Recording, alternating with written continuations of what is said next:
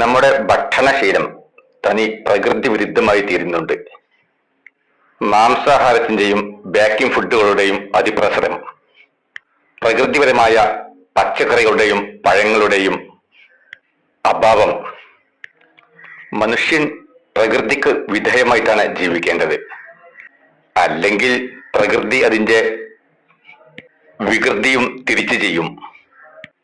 മാംസാഹാരം ഇന്ന് സർവവ്യാപകമായി എന്ന് മാത്രമല്ല, ഒട്ടും മനുഷ്യന്റെ ശരീരത്തിന് ഗുണനിലവാരമില്ലാത്ത കോഴി ഇറച്ചിയാണ് ഇന്ന് അധികമാവും കഴിക്കുന്നത്. വീട്ടിലൊരു കല്യാണമോ മറ്റു സദ്യയോ ഉണ്ടെങ്കിൽ മിനിമം ഒരു 100 കോഴികളെയെങ്കിലും നമുക്ക് കൊല്ലണം. എന്നിട്ട് കഴുകന്മാര് തിന്നുന്ന പോലെ തിന്നുകൂട്ടണം. കല്യാണത്തിനും മറ്റും ഒരു വെജിറ്റേറിയൻ സംസ്കാരത്തിലേക്ക് നാം തിരിച്ചു പോകേണ്ടത് കാലഘട്ടത്തിന്റെ തന്നെ അനിവാര്യതയാണ്. ഇനി മാംസാഹാരം കൂടിയേ തീരൂ എന്നുണ്ടെങ്കിൽ ഒരു കല്യാണത്തിന് 100 ജീവികളെ കൊല്ലുന്നതിന് പകരം ഒരു ജീവിയെ കൊന്ന് കല്യാണം നടത്തുകയാണ് നല്ലത്. അതായത് 100 കോഴിക്ക് പകരം ഒരു പോത്തിനെ കൊന്നാൽ മതി. അല്ലെങ്കിൽ എന്ത് പോഷക മൂല്യമാണ് നമ്മുടെ ഇന്നത്തെ ഈ ബോയിലർ കോഴികളിലുള്ളത്? സ്വന്തം എന്ന് എഴുന്നേറ്റ് നിൽക്കാൻ പോലും കഴിയാത്ത കോഴികൾ.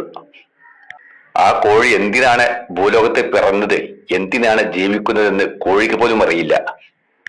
പ്രായം പോലും തികയുന്നതിന് മുമ്പ് കശാപ്പ് ചെയ്യപ്പെടാൻ വേണ്ടി ജീവിക്കുന്ന ഏക ജീവി. സാധാരണ ജീവികളെ പോലെ വെളിയിൽ ഇറങ്ങിയെന്ന് നടക്കാനോ പ്രകാശം ഏൽക്കാനോ പ്രകൃതിയിൽ വസിക്കാനോ സാധ്യമാകാത്ത ജീവി. അതുകൊണ്ട് തന്നെ ഒരു കോഴിയുടെ ശരീരത്തിൽ നിരവധി രോഗാണുക്കളാണ് വളരുന്നത്. ഒരു മൈക്രോ ബയോളജിസ്റ്റിന്റെ സഹായത്തോടെ നിങ്ങൾക്കിത് ബോധ്യപ്പെടും. ചിലർക്കെങ്കിലും ഒരു തെറ്റിദ്ധാരണയുണ്ട്, അതായത് മാംസാഹാരം കഴിച്ചാലാണ് ആരോഗ്യവും ശക്തിയും ഉണ്ടാവുക എന്ന്.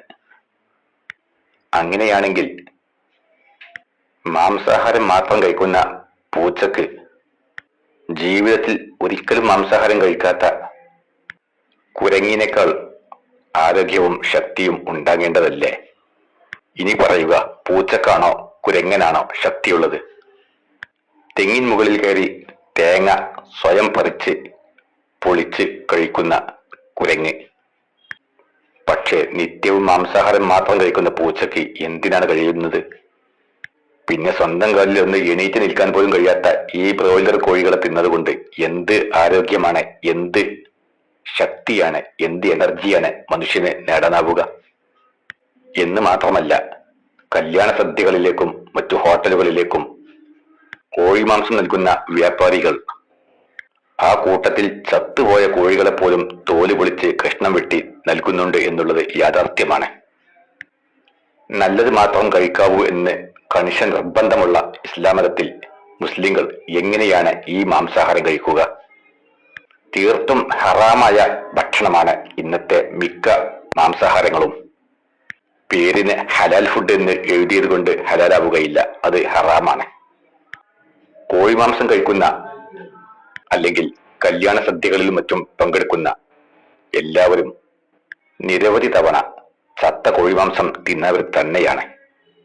മാംസാഹാരം നിർബന്ധമാണെങ്കിൽ മാത്രം 100 ബോയിലർ കോഴിക്ക് പകരം നിങ്ങളൊരു പോത്തിനെ അറുത്ത് വിഭവങ്ങൾ തയ്യാറാക്കുക.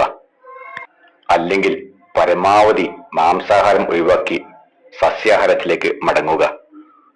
നമ്മുടെ വീടുകൾ, നമ്മുടെ അടുക്കള, നമ്മുടെ കല്യാണ സദ്യകൾ, നമ്മുടെ ആരാധനാലയങ്ങൾ എന്നിവയിലൊക്കെ ഒരു സസ്യാഹാര സമ്പ്രദായം കൊണ്ടുവന്നാൽ നമ്മുടെ ഭാവി തലമുറ ഇനിയെങ്കിലും രക്ഷപ്പെട്ടേക്കും.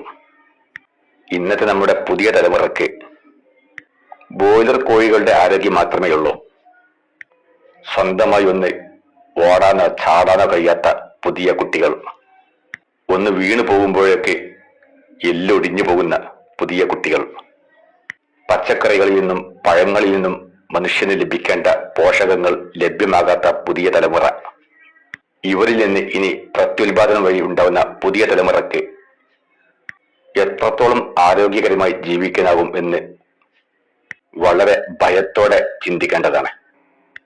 ആഘോഷങ്ങളിലും സദ്യകളിലും മറ്റ് കുടുംബാന്തരീക്ഷങ്ങളിലുമൊക്കെ പരമാവധി അല്ലെങ്കിൽ ഒരല്പമെങ്കിലും സസ്യാഹാര സമ്പ്രദായം കൊണ്ടു നടക്കുന്നവരെ നമ്മുടെ ഹൈന്ദവ സഹോദരങ്ങളാണ്. ഒരു കാര്യവും കൂടെ ഓർക്കേണ്ടതുണ്ട്. ഏറ്റവും വൃത്തികെട്ട ഭക്ഷണം കഴിക്കുന്ന ജീവികളാണ് കോഴികളും പന്നികളും. അതായത് ആ വർഗത്തിന്റെ സ്വഭാവം അങ്ങനെയാണ്. നാടൻ കോഴികളുടെയും നാടൻ പന്നികളുടെയും അവസ്ഥയാണ് ഇതെങ്കിൽ ഫാമിൽ കൃത്രിമമായി വളർത്തുന്ന ജീവികളുടെ അവസ്ഥ അതിനേക്കാൾ പരിതാപകരമാണ്. നമ്മുടെ കേരളത്തിലെ പുതിയ പെൺകുട്ടികൾക്ക്, പുതിയ തലമുറയ്ക്ക് സസ്യാഹാരങ്ങൾ പാചകം ചെയ്യാൻ പോലും അറിയാത്ത അവസ്ഥയായി പോയി. മുസ്ലിങ്ങളും ക്രിസ്ത്യാനികളുമാണ് ഭക്ഷണരീതിയിൽ ഏറ്റവും മോശം. അതുകൊണ്ട് ഇന്ന് തന്നെ പ്രതിജ്ഞ ചെയ്യുക, എന്റെ വീട്ടിലേക്ക് ഇനി മാംസാഹാരം വാങ്ങില്ല, എന്റെ അടുക്കളയിൽ മാംസം പാചകം ചെയ്യില്ല. എന്റെ കുട്ടികൾക്ക് പൂച്ചയുടെ ശക്തിയല്ല വേണ്ടത്, പകരം കുരങ്ങിന്റെ ആരോഗ്യവും ശക്തിയും തന്നെ നേടണം എന്നൊരു നിർബന്ധം ഓരോ രക്ഷിതാവിനും ഉണ്ടായിരിക്കണം. കല്യാണങ്ങളായാലും ആഘോഷങ്ങളായാലും നബിദിനമായാലും ക്രിസ്തുമസ് ആയാലും വൈവിധ്യങ്ങളായ സസ്യാഹാരങ്ങൾ തന്നെ വീട്ടിൽ പാചകം ചെയ്യണം. ഇനിയെങ്കിലും തിരിച്ചറിയുക, നാം ശവന്തീനികളാകരുത്, നാം കഴുകന്മാരെ പോലെ ജീവിക്കരുത്. മാംസത്തിൽ നിന്ന് ലഭ്യമാകാവുന്ന പോഷകങ്ങൾ വ്യത്യസ്ത സസ്യാഹാരങ്ങളിൽ തന്നെ ധാരാളം കിടപ്പുണ്ട് എന്ന് ഇനിയെങ്കിലും തിരിച്ചറിയുക.